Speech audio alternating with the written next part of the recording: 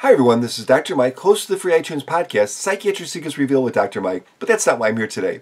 This is another Saving Savvy episode, and in this episode I'm going to try to answer, or at least give you my opinion on, if you are serious about photography, should you ever use the green automatic function on your new camera? But first I have a confession to make. Have you guys ever done anything that you've regretted doing? Have you ever done anything with your photography hobby or your photography profession that you regretted doing? I have. Well, more than one. I'll let you know that. But I'm about to reveal one of them today. So a number of years ago, Pentax offered the ability to choose the color of their mid-range cameras. Actually, you could choose two colors. The body could be one color and the grip could be another color. You could do whatever you wanted. And I thought this was the neatest idea. And so I went on the website and I just poured over all these colors and I came up with what I thought was unique, beautiful, professional. It was not. It's this Pentax camera. And now this is not showing up on my monitor. It's showing up as blue and yellow. It's actually metallic purple and yellow. Yes, indeed. It is a delight. And so you have seen it first. I don't take this camera out very much, although I'm starting to just bring it out of the closet and just say, what the heck? I like this camera. I'm going to play with it. But anyway, sometimes you don't exactly get what you expect, and that's what this camera was. But the reason I had this camera out is because it has this nice function up here, the green auto function, and it also has a closely related function called the scene mode.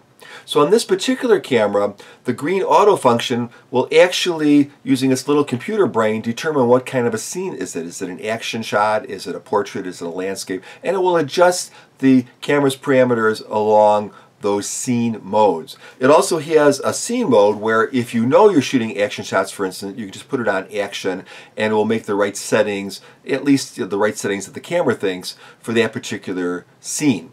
So a lot of times you'll talk to photographers and they'll say, never use those modes. Why did you buy a fancy camera anyways if you're going to just use it like a point and shoot?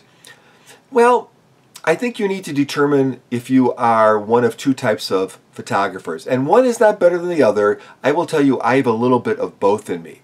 One is, are you a technician who likes to take pictures? Or number two is, are you a photographer who can be technical? So a technician who likes to take pictures, they're obsessed with the mechanics of photography, the physics of photography. They want to know the pixel pitch of their sensor. They want to know the exact dot count of their display. They want to magnify their pictures up 200 times, 300 times, 400 times to see any imperfection. They just have a fit with things like vignetting, and they can't tolerate any sort of chromatic aberration, and they got to get rid of it. They'll spend hours poring over an image to make sure that it is technically perfect. That's fine.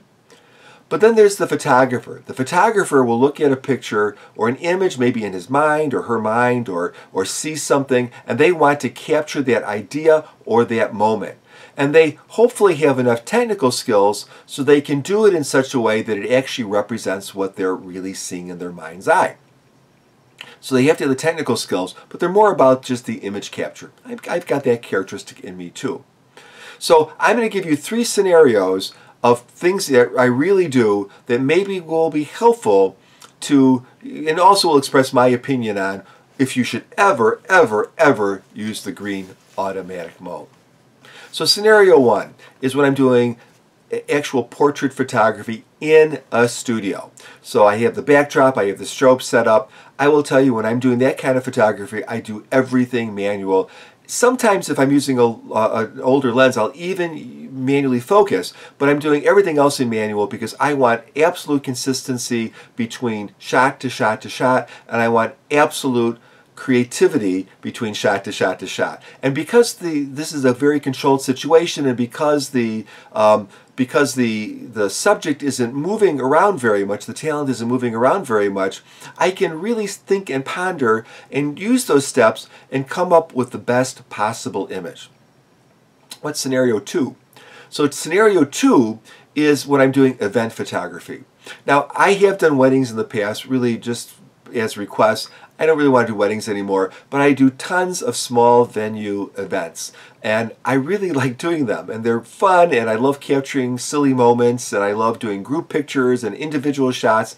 And the setting that I use most for that is aperture priority. So I'm always making a shallow depth of field, making a deep depth of field. You know, big groups get deep depth of field, individuals might get a shallow depth of field. I'm, letting the camera do a lot of the functioning of other things, like letting it select the ISO and the shutter speed in most cases, but I'm the one who's actually controlling the depth of field, because that's the thing that's the most important for me when I'm doing those types of shots.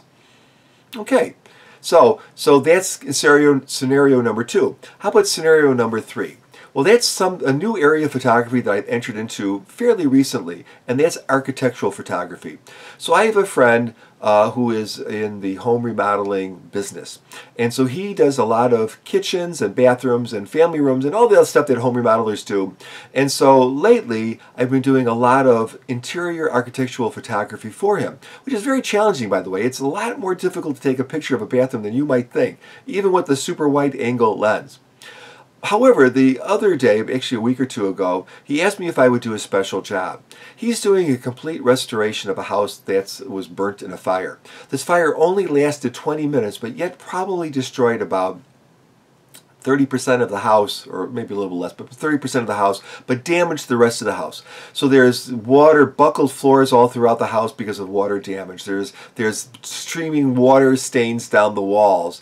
There's heat damage. Even multiple rooms away from this fire, there is heat damage. Things are melted. Light switches are melted. Objects are melted. It's a horrific scene.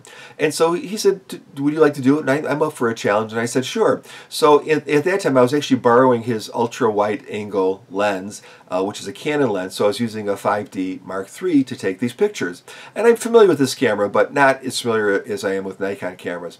And so I was taking shots, and I really was unsure if I was exposing the shots correctly. I was using aperture priority because I wanted the greatest depth of field that I could get, because these would be used for insurance reasons. These would be used to chronicle the progress of the house reconstruction. These would be used for blog posts, and these had to be more detail accurate than artistic.